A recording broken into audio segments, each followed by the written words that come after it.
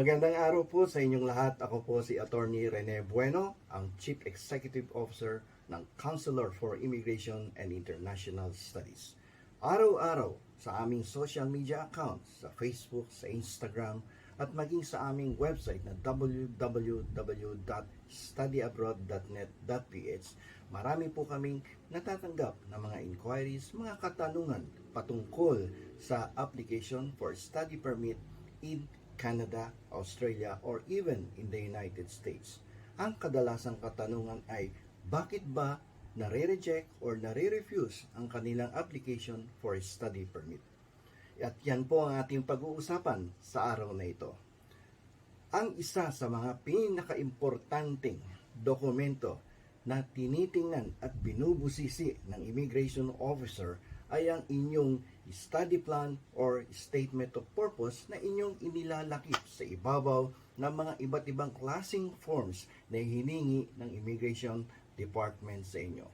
Ang inyong statement of purpose or study plan ay ang inyong golden ticket to Canada, Australia, or even in the United States. This is a study plan of which you need to explain logically in 2 pages or kung kakayanin in 1 page only, dahil ito ang magbibigay sa inyo ng pagkakataon upang masunod ang inyong mga pangarap na makapag-aral sa Canada. The statement of purpose or study plan is actually your golden ticket in order for you to study abroad. That at the end of the day, you need to convince the immigration officer that your program of studies is coherent and that it makes a logical sense. Our last 16 years of experience as an education advocate and a collaborating counsel for an immigration law firm based in Quebec, Canada, ang experience namin, madalas nakakatanggap kami ng mga study plan or statement of purpose of which nasa 4, 5, or even more than 6 pages na kung saan nakasulat doon at ipinapaliwanag kung sila ba ay eligible to study in Canada. And this is one error that usually being committed by applicants to study in Canada or even in Australia. The study plan must be in a 1 or 2 pages only. So kasi usually, according to my information, the immigration officer usually spends only 5 minutes or less than 5 minutes reading your application for a study permit. So if you will be preparing a very long study plan in 3, 4, 5, or even more pages, then I don't think that the immigration officer will spend ample time to review your study plan. Imagine they have been receiving approximately 200, 300, reviewing this 300 or 200 applications every day, and here you go submitting an application with a study plan with 3, 4, 5, or even more than 5 pages study plan. Then definitely the immigration officer will become very bored about reading your study plan. Lalong-lalo na kapag ang iyong study plan, you prepared it in a very traditional way. Sasabihin lang ng immigration officer sa inyong study plan, pareho-pareho to, katulad din ito nung nakaraang 50 study plans na nasubmit kaninang umaga. So therefore, baka mawalis yan at mapunta sa hindi magandang pupuntahan at definitely it might be rejected.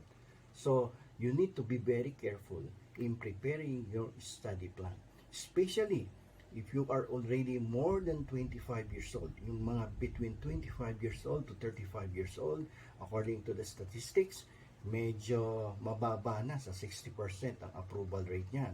It is only those who are between 20 to 25 years old who are getting an 80 to 90% approval rate with the Immigration Department of Canada or even in Australia.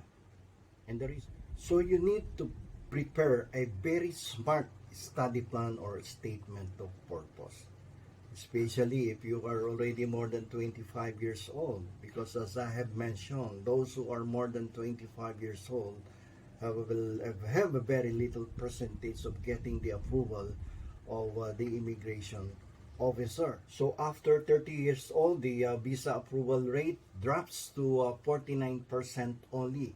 So your legal representative or your immigration lawyer must be creative and competent enough to convince the immigration officer that you are very much eligible to study in Canada or Australia. Ano ba dapat yung inilalagay sa study plan or statement of purpose?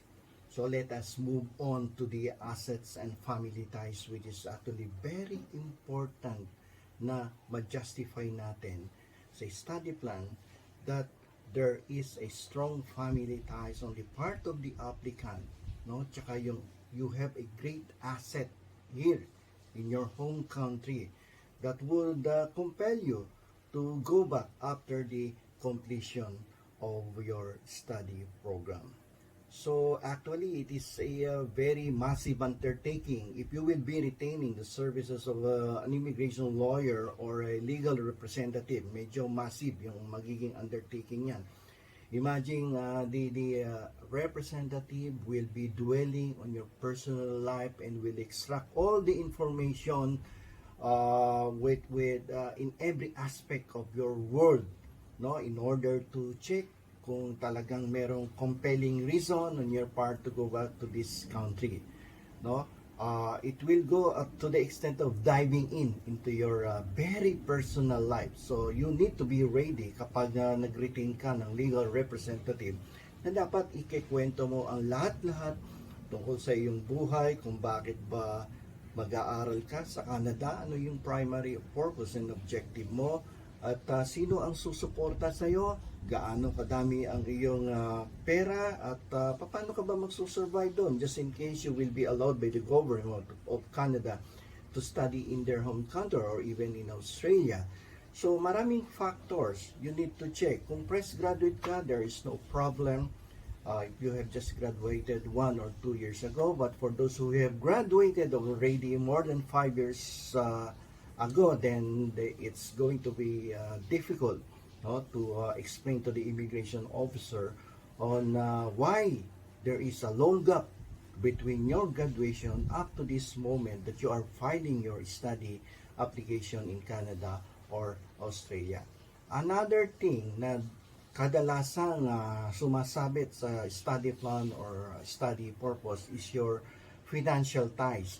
Usually kasi, yung iba nangungutang lamang, nanghihiram lamang ng pambayad sa tuition fee nila sa mga Canadian or Australian schools. So dito dapat you need to be very careful in preparing your justification that you have a very strong financial ties in this country, or you are financially capable to support yourself. So before we end this episode, let us summarize everything that we have discussed about your study plan. And what is this study plan? It's all about your purpose, and you know that. It is your golden ticket in order for you to study in another country.